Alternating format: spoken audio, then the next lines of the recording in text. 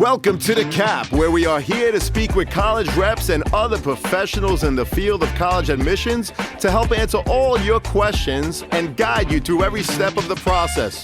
So if you're serious about college admissions, you've come to the right place. Are you ready?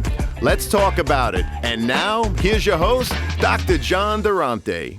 Welcome to The Cap, the College Admissions Process Podcast. I am your host, John Durante, and I am here to introduce you to college admissions representatives and other professionals in the field of college admissions. Our purpose is to serve you, the students and parents, so that you may gain insight straight from the people who ultimately make the decisions.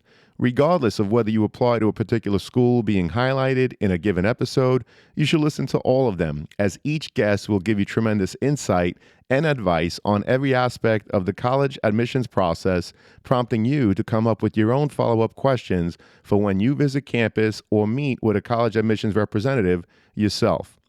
Don't forget to visit our website, www.collegeadmissionstalk.com, or the show notes of each episode to access the alphabetical list of all the colleges available with the related audio link to the right of each school. The alphabetical list provides you with on-demand access to all of the episodes so that you may listen whenever you wish. And if you want to receive links to episodes before they are released on the podcast, along with other related resources, please fill out the email opt-in form also available on our website and in the show notes of each episode. Lastly, please email me with any questions or comments at collegeadmissionstalk@gmail.com. So are you ready? Let's talk about it. Welcome to The Cap, the College Admissions Process Podcast. I am your host, John Durante, and it gives me great pleasure to introduce to you today Sam Prouty, who's the Executive Director of Admissions at Middlebury College in beautiful Vermont. Sam, I'm so happy to have you here today. How are you? I'm great, and I'm delighted to be here, and thank you for having me. Well, it is our delight for sure, and we're honored to have you. So, Sam, let's get right to it. What is it about Middlebury College that you love, and what are some of the distinctive academic programs or majors that set it apart from other colleges and universities? So Middlebury is a liberal arts college, or as we say, a liberal arts and sciences college, and this means different things to different people. But what I love is the mission statement of Middlebury includes the phrase that we are engaged in solving the world's most complex problems. And I really believe that. I really believe that a great liberal arts education looks at problems. You know, I always say the problems of the world did not major in something in college, right? So I love the idea that, you know, our pre-med students might be studying the science of medicine, but they're also studying global health. They're studying the economics of healthcare systems. They're studying the public policy and political science and pre-law, all involved in, you know, delivering healthcare. Or our environmental studies students are not just studying ozone depletion or energy renewability. They're studying architecture and design as those things relate to environmental problems. They're studying, you know, green investing, etc. And so I think one of the things I like about Middlebury is that we really are engaged in trying to solve problems with this multidisciplinary lens.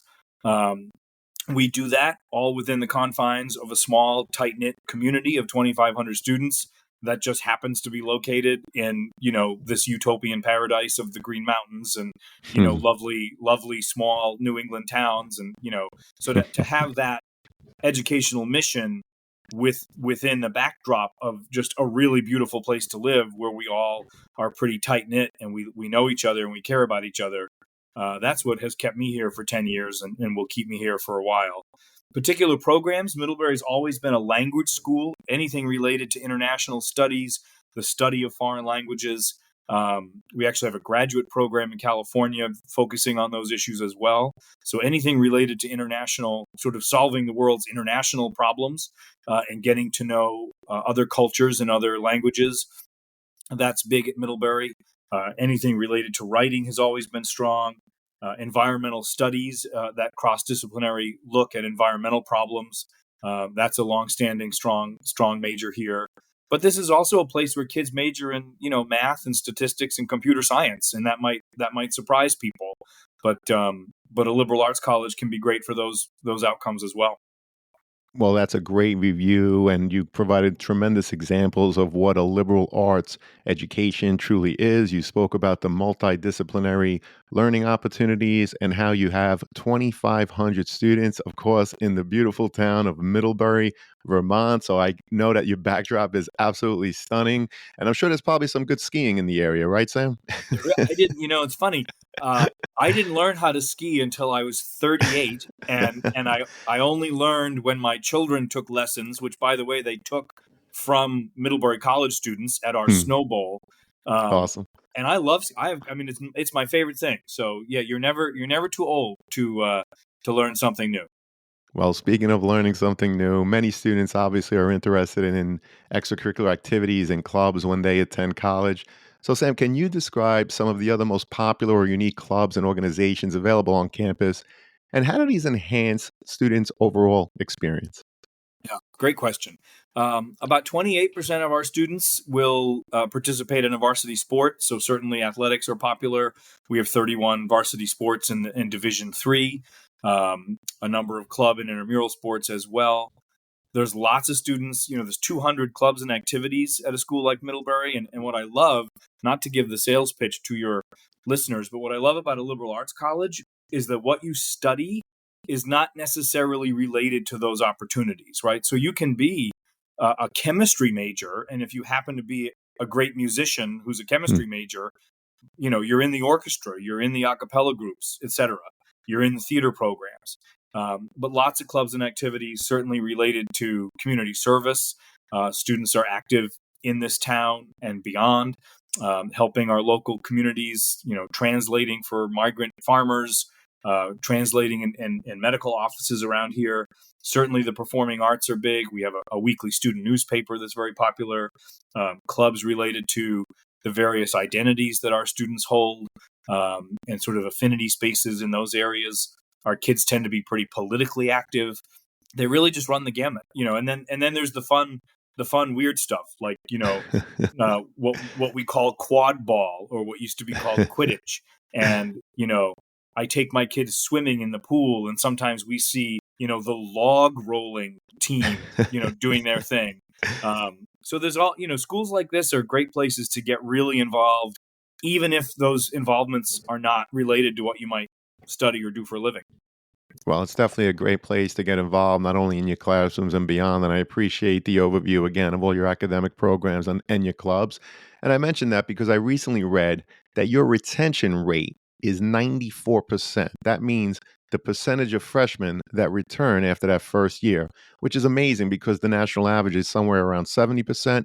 So, Sam, what is the secret to finding, first of all, the right freshman class and keeping them happy and wanting to return once they're on your campus?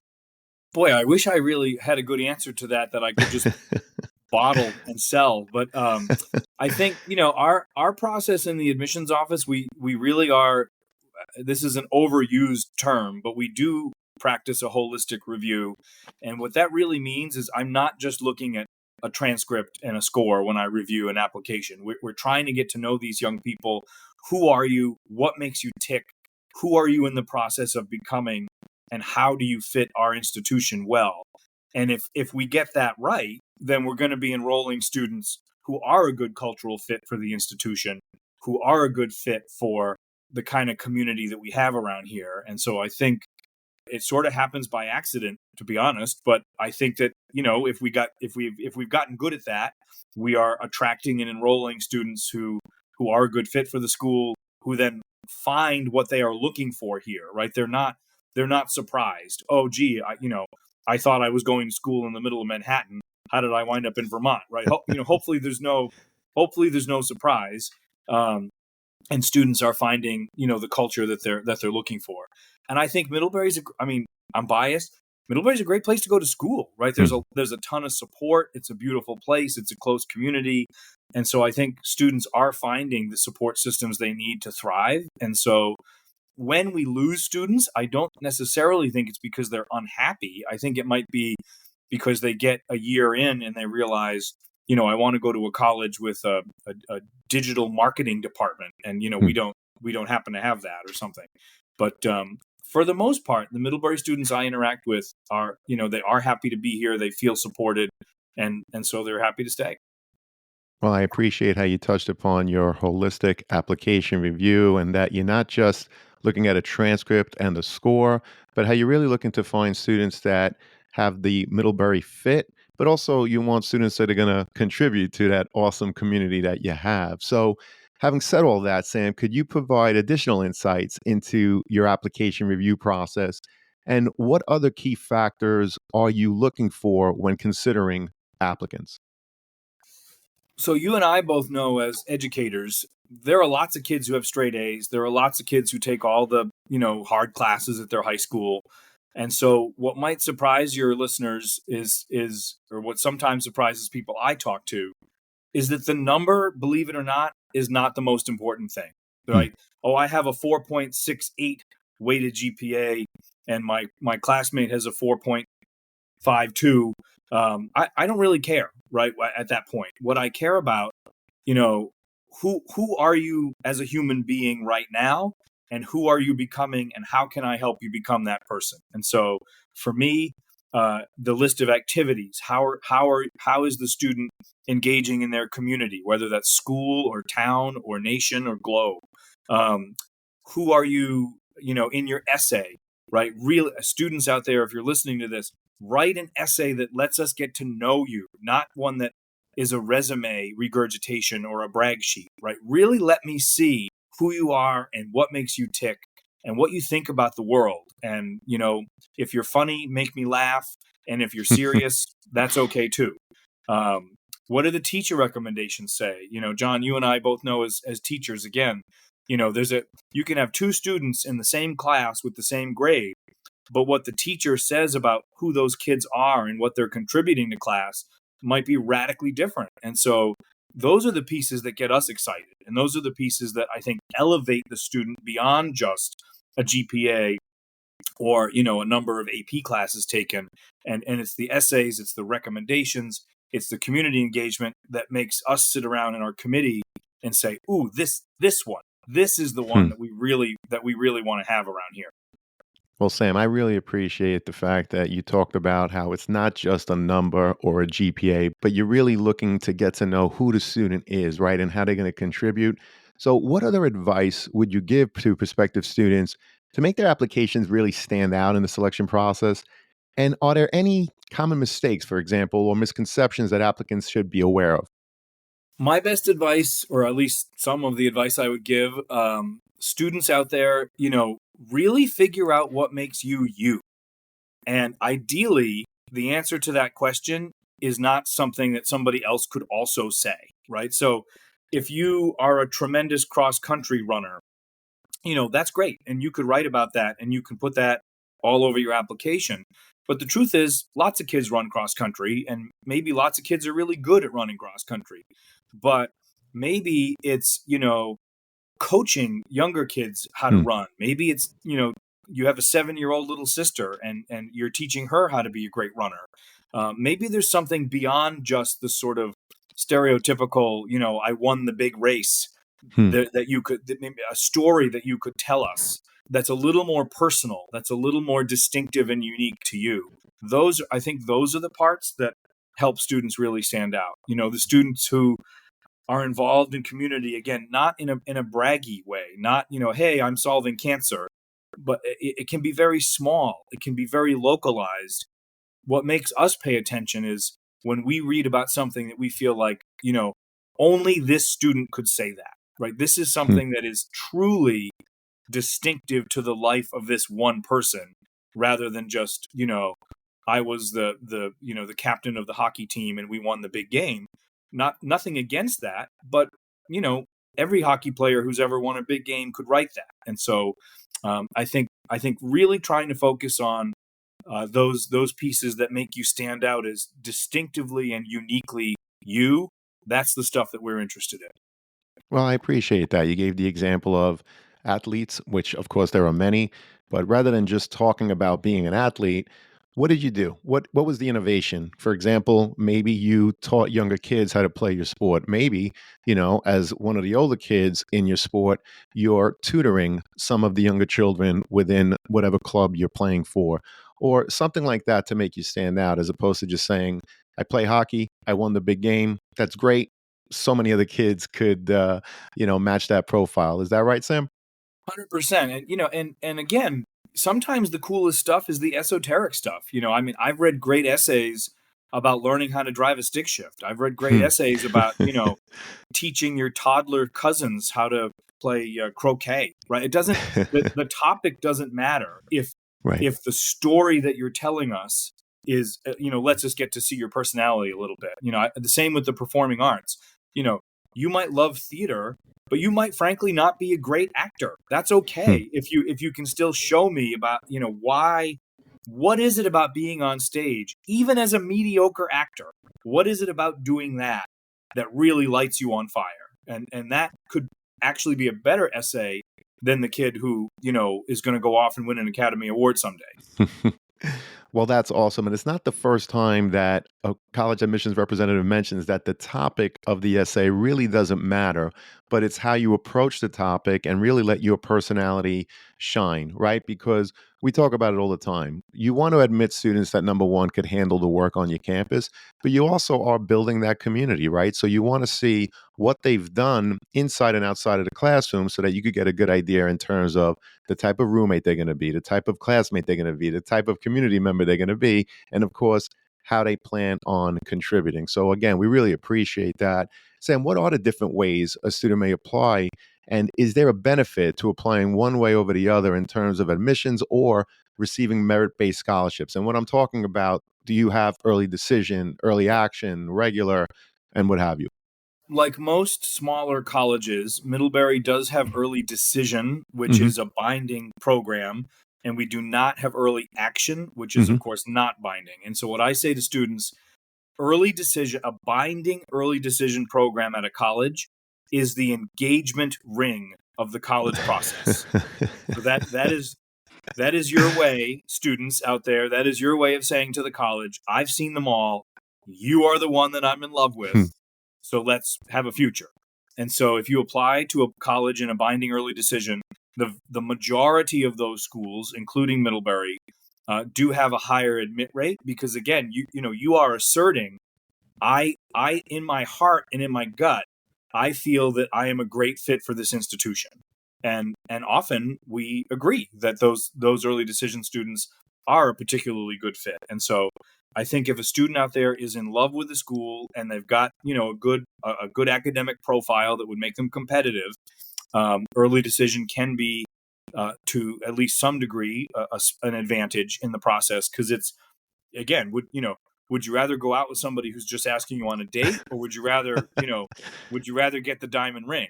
And so that level of commitment says something. At Middlebury, we do not offer merit scholarships at all. It's all need based financial aid. And something I definitely want your listeners to hear me say is your financial aid package would not be different no matter when you apply or in what program. We meet full need for all enrolling students, full stop, end of sentence. There's no financial advantage or disadvantage to applying early or regular. We're gonna meet your full demonstrated need no matter what. Well, I appreciate the fact that you talked about early decision, which of course is binding, and the fact that you have a higher admit rate within your early decision rounds. But students, you have to understand that you still have to have great academics in order to be accepted. Just because you apply ED doesn't mean that you're an automatic shoe in. Obviously, you have to have that good academic profile. And of course, as we mentioned, that out of the classroom profile in terms of the type of community member you're going to be. And I want to repeat one more time that you are need based in terms of financial aid. And it's no different whether you apply early decision or regular in terms of the package that you would receive in terms of financial aid. Anything else you want to add to that, Sam? No, I think that covers it, but I would underscore what you said. Applying early decision should not be like buying a scratch ticket, right? So don't just decide, I'd love to go to fill in the blank school. Look, do your research. If your school uses Naviance or another kind of program like that, look at the numbers. If you're looking at a school with a 10% admit rate and you have a B minus average, early decision is probably not going to make a difference. And so, spend that early decision chip wisely, and do your good research and know that you're at least going to be in the running.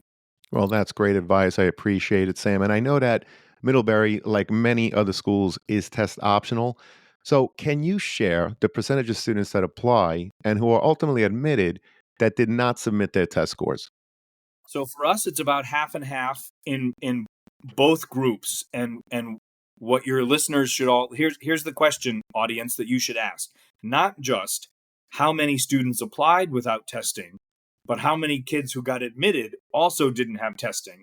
That's your litmus test, because if those numbers match up, then the college is telling you the truth when they say, applying with or without testing really doesn't matter. And so at mid, about half of our applicants have applied with/without testing, and in the admit pool, it's also roughly half and half. If a school tells you 70% applied with no tests, but 70% of those who got in had the testing, well, frankly, then you can conclude that the testing is playing a role at that school. So what I'm trying to get at is that students, your decision to submit tests or not is going to be individual school by school. It's not going to be a blanket decision that you make for all the schools to which you apply. Well, Sam, that is such a great point, and I'm glad I asked the question because, again, at Middlebury, 50% of the students submitted test scores and 50% did not in terms of when they applied. And the same was true in terms of your accepted students. There were 50% that were admitted that submitted and 50% that did not. And I love your point that if a school says they're test optional, and it's 50-50 in terms of your applicants and then 50-50 in terms of the students that are actually accepted, then you're right. Then, the school really means what they say because the applicant pool is mirroring the percentage of students that did not submit that were actually accepted. So I really appreciate that insight. Thank you so much, Sam. And student support services are crucial, obviously, for ensuring academic success, personal well-being, and so much more. So, Sam, what resources does Middlebury College provide to support students in their academic and personal development?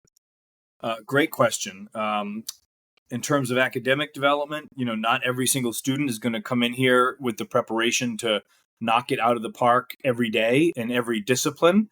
And so we have a wonderful program called the Center for Teaching, Learning, and Research, which will help students with everything from, helping them find tutors or writing mentors, study skills. If students have a diagnosed learning difference like a dyslexia or a processing issue, that organization would help them, navigate Middlebury through those challenges as well. And so there's a lot of support. There's also just a ton of personal support. Every student here has a faculty advisor. Every student here has access to mental health counseling. Every student has access to career and internship advising. I am very biased towards these smaller schools, but that's what you get at a small school. A student faculty ratio of 9-to-1. People are going to know you. They're going to be your coach. They're going to be in your corner and not let you fall through the cracks. Whereas I think at a school where you're in a first year lecture of 300 kids, I don't know that the same level of support would exist there. Well, that's amazing that you have a 9-to-1 student to faculty ratio. That really is a great number. And you talk about community and having an intimate feel. That's about as intimate as it gets. So we appreciate that, Sam. And looking towards the future, what exciting yeah, John, please. I don't mean to interrupt, but can I Please. add one? Can I say one more thing? Yeah, sure. So I started doing college admissions work 25 years ago, and back then everybody required testing, and the testing was one of the first things we looked at. I was actually one of the last holdouts to get on board with going test optional. And this is something that people ask us all the time. There's a lot of anxiety around the testing piece. And so I will tell you, as a longtime veteran of this work who used to really like having the test, if you're nervous about the testing and a school says they're test optional, don't sweat it. The testing, as somebody who reads thousands of these applications every year, I'm telling you, the testing is a very minor piece when it's there. And when it's not there, we don't miss it. And so there's a ton of information on a transcript, grades, the rigor of your courses, what your teachers say about you. So if there's one good thing to have come out of the pandemic, it might be that colleges have really moved away from testing and the pressure around testing and the pressure that I've seen families, to pay thousands of dollars for test prep. I want everybody who hears me to hear me say, you just don't have to worry about it as much as you're probably worrying about it. It really is a much more minor piece than you might think. Well, we appreciate that. And again, I love your points earlier in terms of the percentages of students that applied test optional and what's the percentage of the students that were admitted, particularly when schools are about equal. That's a true indication that schools that say that they're test optional really mean it. And it's also the reason why in most of my podcast episodes, it is a question that I definitely talk about. And another thing that I'll mention is that because students that are scoring well are submitting their tests, it's very important to be mindful, students and parents, that the mid 50% these days are much higher, right, than they were 5, 10 years ago, obviously. So again, Sam, we really appreciate all of that. And looking towards the future, what exciting developments or initiatives is Middlebury College undertaking to enhance the student experience even further, along with your academic offerings? And how do you see them evolving in the coming years? There's no college that can just rest on its laurels and stand still. And so academically, Middlebury has some exciting new programs. There's a really exciting new program in data studies and data science. There's an exciting new program in what we're calling conflict transformation. Frankly, if our elected members of Congress all had gone to Middlebury College, maybe we would get more done, to really study how to work across difference and how to work across conflict and through conflict.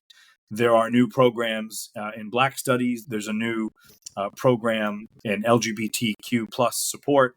There's all kinds of wonderful support in affinity spaces. One of the questions we get a lot here is, well, look, you're in Vermont. Vermont's a small place. It is historically an overwhelmingly white place.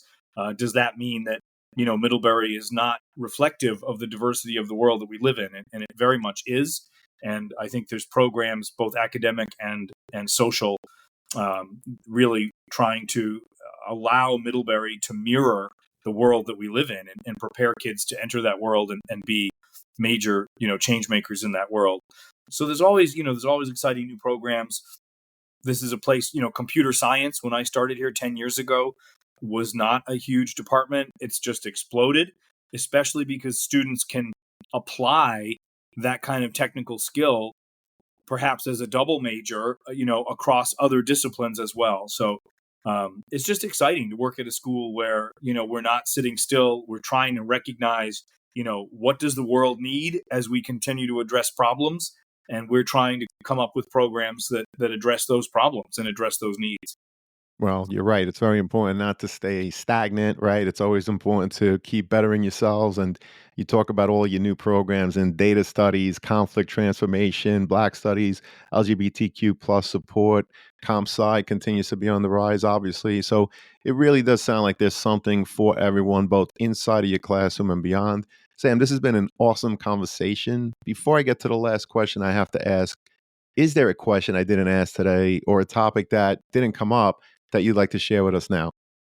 I would just say people get stressed out about the college process, and believe it or not, listeners, this is a lot of fun. Hmm. And it should be a lot of fun. Every college has a different personality, has a different vibe.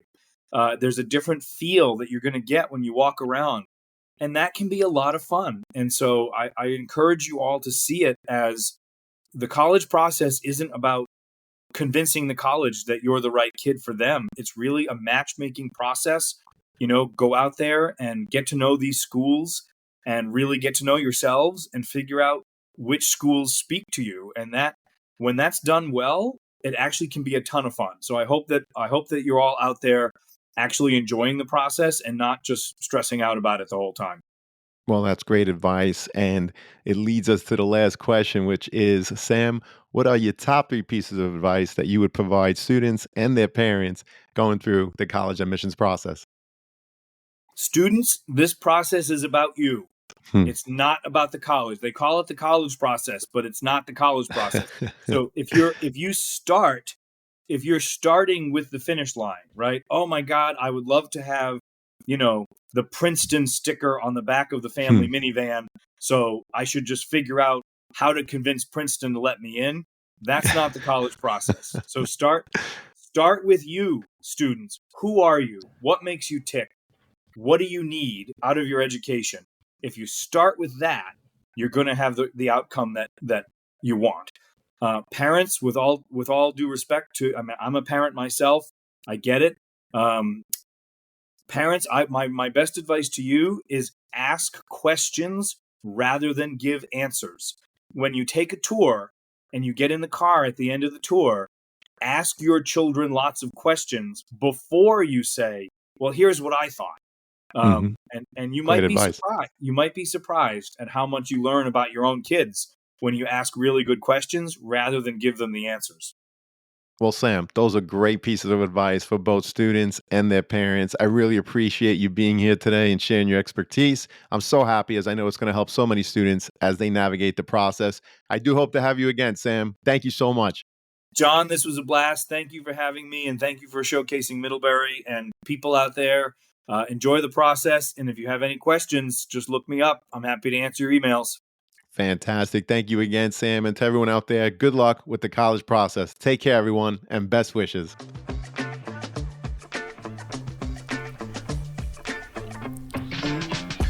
Thank you for joining us on this episode of the CAP, the College Admissions Process Podcast. We hope you enjoyed the show. If you did, please don't forget to tell a friend and follow us on Facebook, Instagram, Twitter, and wherever you listen to your podcasts. I am your host, John Durante, and I look forward to seeing you on the next episode of the CAP.